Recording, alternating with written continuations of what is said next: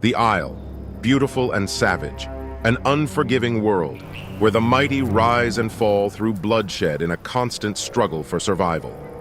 I am the Isle's narrator, and I welcome you to the world of the Isle, Evrima. As the sun reaches its peak in the sky, the forest is bustling with life. A small juvenile male Carnotaurus named Shaka emerges from the shadows of the boulders, his piercing blue eyes scanning the area for potential prey. He has green skin with an ash-colored underbelly, and dark markings run along the top of his head and body. Eager to find his next meal, he rushes through the thick foliage in search of food. Shaka bursts out of the forest and into a clearing. He spots a deer. The deer is almost as fast as he is and much bigger in size, but that doesn't stop our determined predator from giving chase. The chase is on. His not yet fully developed horns land a powerful blow, momentarily stunning the deer. The chase continues as the deer tries to outmaneuver the juvenile Carnotaurus, but Shaka is relentless and persistent. He bites at the deer's back legs, finally catching it and killing it with his strong jaws. Carnotauruses are exceptionally fast but slow at turning, so they must rely on well-executed ambushes to stun their victims with a charge of their horned heads, otherwise risk being outmaneuvered. The young Carnotaurus has succeeded in his hunt and has secured himself a meal. He feasts on the deer's flesh, which can only satisfy a few of his nutritional needs. For a Carnotaurus of this age, a balanced diet complete with all required nutrients is essential for a fast and healthy growth to adulthood. And if Shaka stands any chance of surviving in such a violent land, he needs to grow healthy and fast.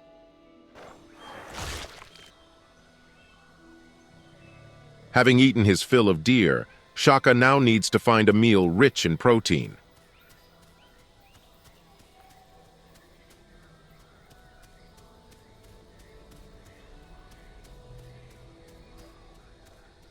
To find it, he must cross the river ahead.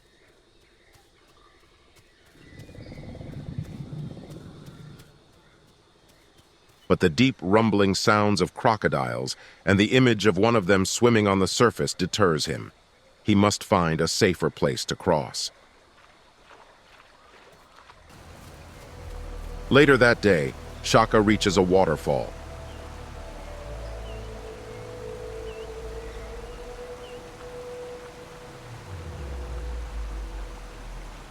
If he can make the crossing by moving carefully on the rocks, he can safely cross.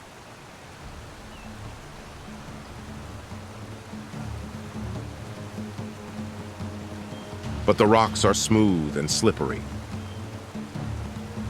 He falls and sinks below the surface. Swim across the crocodile-infested water, Shaka. Swim for your life.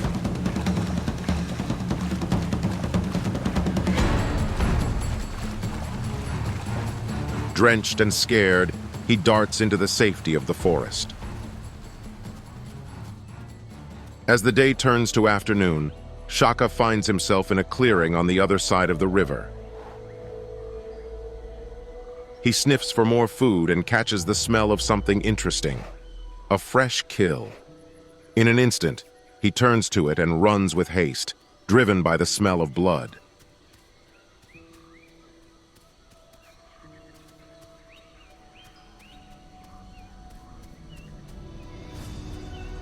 The Carnotaurus' sense of smell can reach a great distance, and their keen hearing and sight combined with their great speed make them excellent predators.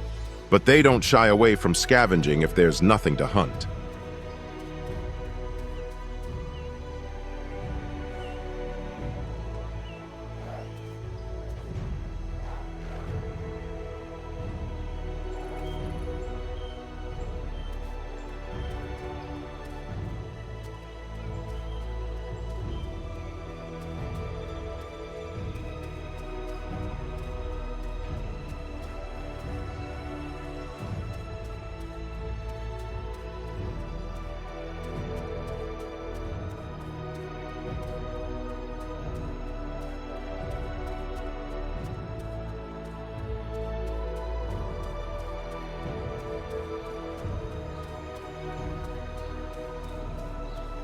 Shaka stops next to a mud hole by the edge of the forest.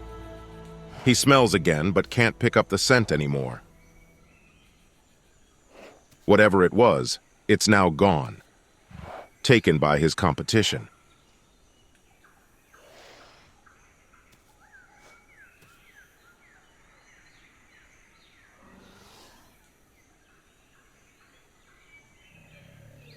He must keep moving in an endless search of food, never stopping in his quest to survive. As the sun begins to set, he finds himself in the open fields, a dangerous place to be. Many carnivores hunt here, almost all more experienced and bigger than Shaka. Suddenly, he comes across another juvenile Carnotaurus. He hesitates for a moment, but hunger and instinct take over. Shaka moves closer fast, but remaining hidden. Taking advantage of the terrain, he strategically moves behind the lighter-skinned juvenile. He crouches and positions himself perfectly for a strike. This is no longer playtime around the nest with your siblings, Shaka. If you don't go all the way through, you will be killed. He charges with pinpoint accuracy, launching the juvenile into the air. In a matter of seconds, it's over. With a bite to the neck, Shaka kills the lighter-skinned juvenile. Two Carnotauruses of the same growth in the same area have a high chance of being siblings. In a savage display of cannibalism, Shaka devours his fallen kin. It's a brutal reminder that in the Isle, it's either kill or be killed. Kinship and alliances easily forgotten. As the night draws in, Shaka stands over the lifeless body of the other juvenile Carnotaurus, his mouth covered in blood as he is feeding on the nutritionally rich organs of his kill. Constantly on high alert, knowing the smell will attract other predators and scavengers who will show him the same mercy he has shown to his victims. A darker-skinned juvenile Carnotaurus arrives at the scene, realizing what is taking place, makes a run for its life. The first day of Shaka's life has been one of survival and bloodshed. But as the young Carnotaurus looks up at the stars above, he knows that he has taken another step towards adulthood and becoming a powerful force in this savage island. Thank you for watching. Stay tuned for more gripping tales of survival and conquest in the wild, brought to you by the Isle's narrator.